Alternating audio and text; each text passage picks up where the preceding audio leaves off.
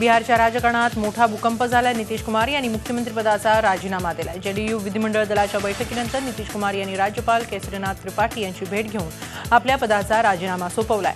सध्याच्या वातावरणात सरकार चालवणं कठीण झाल्याचं सांगत नितीश कुमार यांनी राजीनामा सोपवला।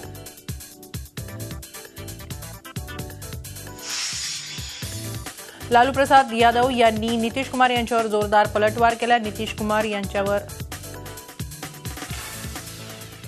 आरजेडी के साथ कोई संवादहीनता नहीं।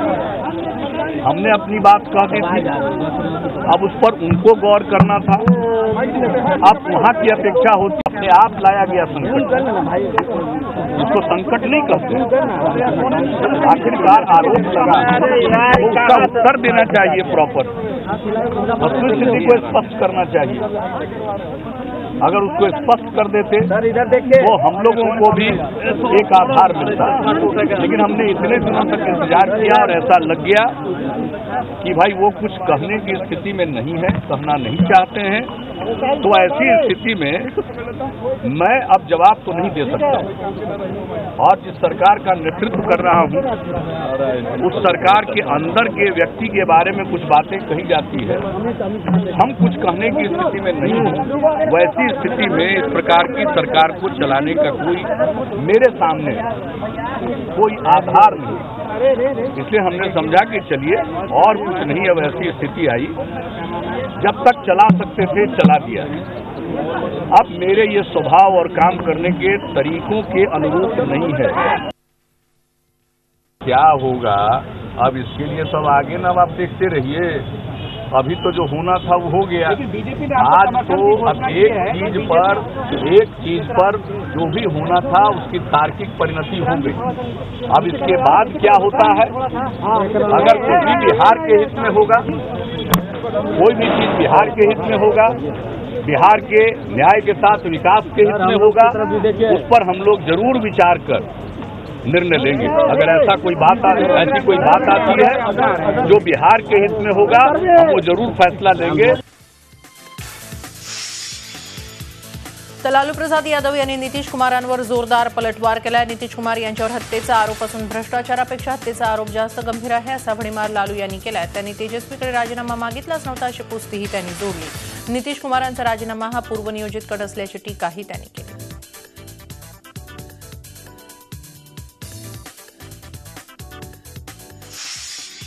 नीतीश कुमार 302 के मुद्दाले हैं और उनको ये बात मालूम हो गई, हिंदुस्तान का एक चीफ मिनिस्टर मर्डर केस का, आर्म्स एक्ट का अव्वल मुद्दाले है और उसके खिलाफ संज्ञान लिया जा चुका है। पंडारक थाना कांड संख्या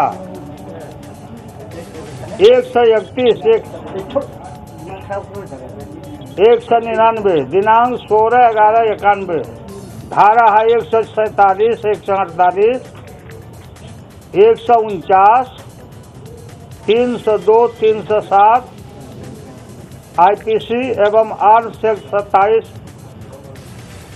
ये सेक्शन है ये नीतीश कुमार जी के ऊपर।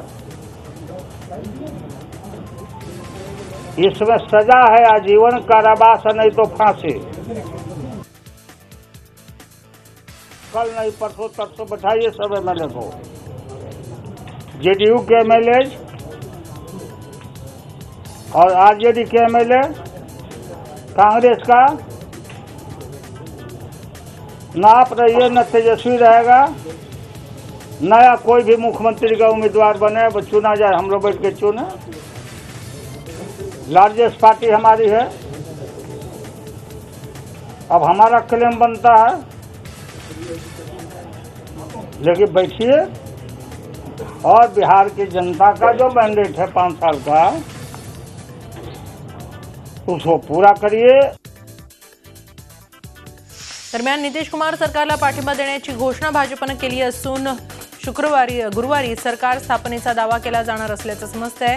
बिहारमधील भाजप नेते सुशील मोदी यांनी अशी माहिती दिली आहे।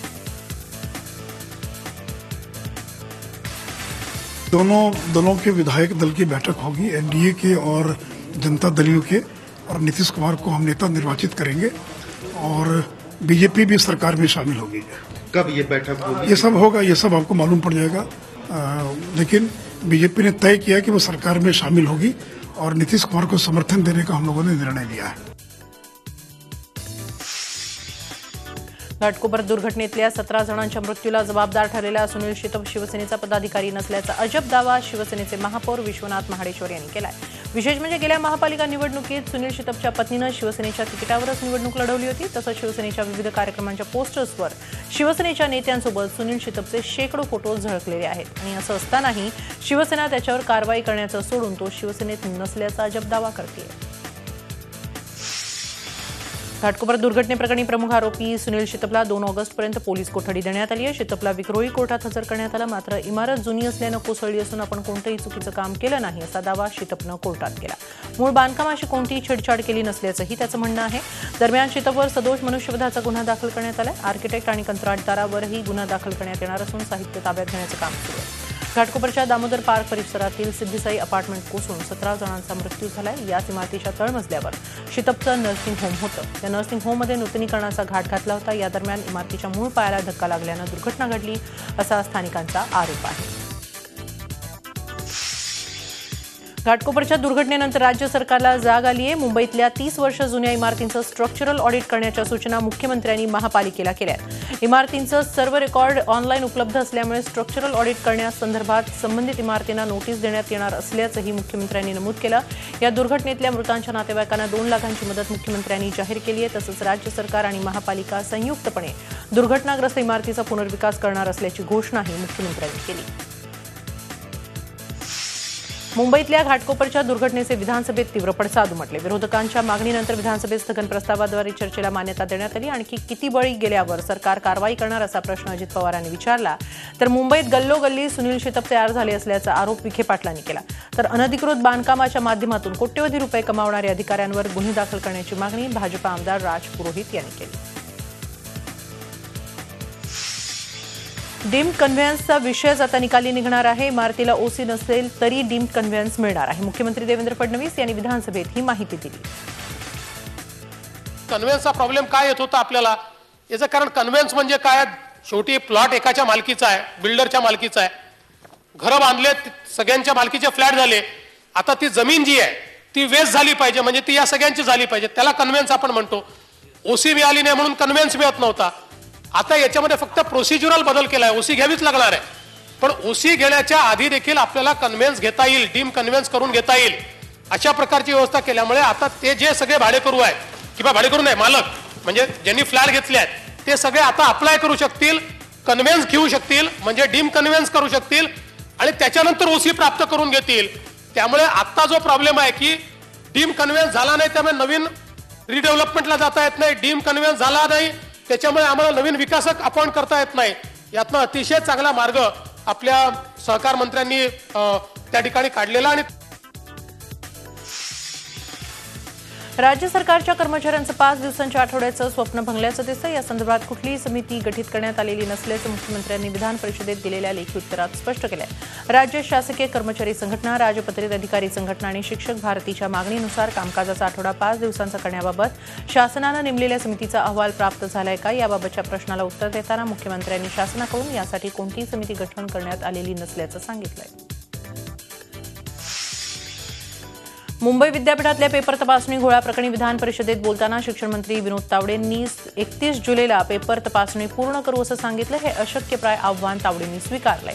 विद्यार्थ्यांचं नुकसान होणार नाही असं जरी तावडे सांगत असले तरी आता वेळ निघून गेली आहे। शिवाय इतक्या कमी वेळात लाखो पेपर कसे तपासले जाणार आणि जरी तपासले गेले तरी ते किती अचूक पद्धतीनं तपासले जातील हाही प्रश्न आहेच। दरम्यान चूक कुठे झाली आणि कुणी केली याची चौकशी 31 जुलैनंतर केली जाणार असल्याचंही तावडेंनी सांगितलं। विरोधकांच्या प्रश्नांना मात्र तावडेंनी गुळमुळीत उत्तर दिली। तर कुलगुरू डॉक्टर संजय देशमुख यांनी राजीनामा द्यावा अशी मागणी माजी कुलगुरू डॉक्टर भालचंद्र मुनगेकर यांनी केली आहे। मुंबई विद्यापीठाचे रखडलेले निकाल पूर्ण करण्यासाठी आता नागपूर विद्यापीठ पुढे सरसावलं आहे। मुंबई विद्यापीठातील वाणिज्य शाखेतील उत्तरपत्रिका नागपुरात तपासल्या जात आहेत। नागपूरच्या धनवटे नॅशनल कॉलेज आणि शिवाजी सायन्स कॉलेजच्या कम्प्युटर लॅबमध्ये पेपर तपासणी केली जाते। राष्ट्रसंत तुकडोजी महाराज नागपूर विद्यापीठाचे प्राध्यापक उत्तरपत्रिका तपासणीचं काम करत आहेत। एवढ्या कमी वेळेत 2 लाख उत्तरपत्रिका तपासणीचं आव्हान प्राध्यापकांसमोर आहे, मात्र दिलेल्या कालावधीत काम पूर्ण होईल असा विश्वास उत्तरपत्रिका तपासणी समन्वयकांना आहे। सावित्रीबाई फुले पुणे विद्यापीठाचा गलथान कारभार पुन्हा एकदा समोर आला. MIT अभियांत्रिकी महाविद्यालयाच्या विद्यार्थ्यांचं भवितव्य धोक्यात आलंय. या विद्यार्थ्यांनी परीक्षा दिली आहे, त्यांना त्याचे मार्कही मिळालेत, पण मार्कशीटमध्ये हे विद्यार्थी गैरहजर असल्याचं दिसतंय. विद्यार्थ्यांनी झालेल्या प्रकाराबाबत विद्यापीठात संपर्क साधला, पण त्यांना उडवाउडवीची उत्तरं मिळतायत.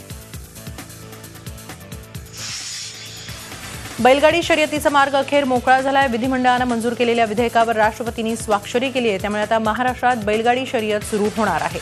सुप्रीम कोर्टानं बैलगाडी शर्यतीवर बंदी घातली होती. त्यानंतर कायद्यात दुरुस्ती करून बैलगाडी शर्यत सुरू करण्याची मागणी सर्वपक्षीय आमदारांनी केली होती. त्यामुळे विधिमंडळात विधेयक मंजूर करून घेण्यात आलं होतं.